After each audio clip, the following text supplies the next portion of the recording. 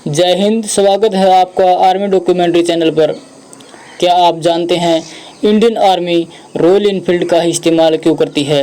नहीं तो जानते हैं दोस्तों, इस वीडियो के माध्यम से बने रहिए वीडियो के अंत तक। पिछले 72 सालों से इस रिश्ते की पीछे की कहानी बड़ी दिलचस्प है। रॉयल एनफील्ड और भारतीय सेना का बहुत पुराना नाता है। लंबे अरसे से इंडियन आर्मी रॉयल एनफील्ड के शानदार बाइकों का इस्तेमाल अपने दस्ते में कर रही है। शुरुआती दौर में भारतीय सेना ट्रायम्फ और बीएसए की बाइकों का इस्तेमाल करती थी, लेकिन उस दौरान इन बाइकों के मैकेनिज्म और तकनीकी मुश्किलों का सामना करना पड़ता था। सन 1949 में पहली बार मैन्युफैक्चरर कंपनी रॉयल एनफील्ड की बाइकों को भारतीय सेना में शामिल किया गया। जैसा कि हमने आपको बताया, ट्रायम्फ और बीएसए की बाइकें भारतीय सेना के लिए कारगर साबित नहीं हो रही थी, तो भारतीय सेना ने किसी दूसरी बाइक का मन बनाया। उस समय रॉयल एनफील्ड बाइकों का प्रयोग ब्रिटिश आर्मी के अलावा कई अन्य देशों की सेनाओं द्वारा भी किया जाता था। यहाँ तक कि द्वितीय विश्व युद्ध के दौरान भी रॉयल एनफील्ड की ही बाइकों का प्रयोग किया गया था।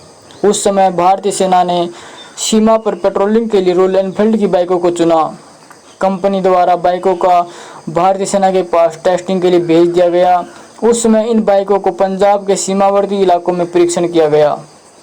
चूँकि वहाँ की सड़कें बेतरतीब थी, इसलिए इनका वहाँ परीक्षण किया जाना जरूरी था। इस टेस्टिंग में बाइकों को सफल पाया गया और भारतीय सेना ने रॉयल एनफील्ड की बाइकों की पहली खेप का ऑर्डर किया। कंपनी ने पहली बार 350 सीसी की क्षमता वाले 4 स्ट्रोक रॉयल एनफील्ड बाइकों की सप्लाई शुरू की। इसके अलावा भारत सरकार ने रॉयल एनफील्ड का उत्पादन अपने ही देश में करने का मन बनाया। इसके लिए सरकार ने मद्रास में रॉयल एनफील्ड की पहली फैक्ट्री लगाई। सन 1955 में रॉयल एनफील्ड ने मद्रास मोटर्स की साझेदारी में बाइकों की असेंबलिंग शुरू की। उसमें 350 सीसी की बाइकों को रेडिच से लाया जाता था और मद्रास फैक्ट्री में उनकी असेंबलिंग की जाती थी। जल्द ही टूलिंग को एनफील्ड को भेज दिया गया ताकि वे स्थानीय स्तर पर उपकरणों का निर्माण कर सके। सन 1962 तक जो भी बुलेट भारत में इस्तेमाल किया जाता था वो पूरी तरह देश में ही बने होते थे।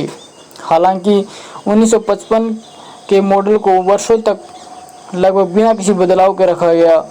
इधर कंपनी का उत्पादन स्तर लगातार बढ़ रहा था और रॉयल एनफील्ड प्रति वर्ष 20,000 से ज़्यादा बुलेट का निर्माण कर रही थी। इस दौरान बाइक के गियर बॉक्स में कुछ बदलाव किए गए। हालांकि भारतीय सेना की आपूर्ति किए जाने वाली बाइकों में कोई बदलाव नहीं किया गया, क्योंकि ये पहले से ही भारतीय सेना के साथ तय किया जा चुका था। समय के साथ रॉयल एनफील्ड और भारतीय सेना का रिश्ता और भी ज़्यादा मजबूत होता गया। कंपनी भारत में 500 सीसी की क्षमता के बाइकों का भी निर्माण शुरू कर दिया। सन 1990 में रॉयल एनफील्ड ने एक भारतीय ऑटोमोटिव कंपनी आयशर ग्रुप के साथ मिलकर काम करना शुरू किया। सन 1994 में आयशर ग्रुप ने पूरी तरह से रॉयल एनफील्ड को अधिग्रहण किया और रेडिच कंपनी अब एक भारतीय कंपनी बन गई थी। रॉयल एनफील्ड के खास फीचर्स और दमदार इंजन क्षमता के कारण भारतीय सेना में इस बाइक का प्रयोग लंबे समय से किया जा रहा है।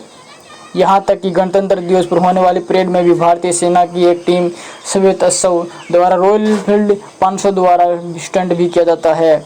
इसके लिए इस टीम ने विश्व रिकॉर्ड भी बनाया है, जो कि Guinness book of world record में भी दर्ज है।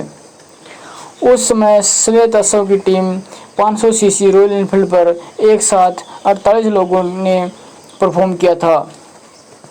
इससे पूर्व यह रिकॉर्ड ब्राज़ील आर्मी के पास था।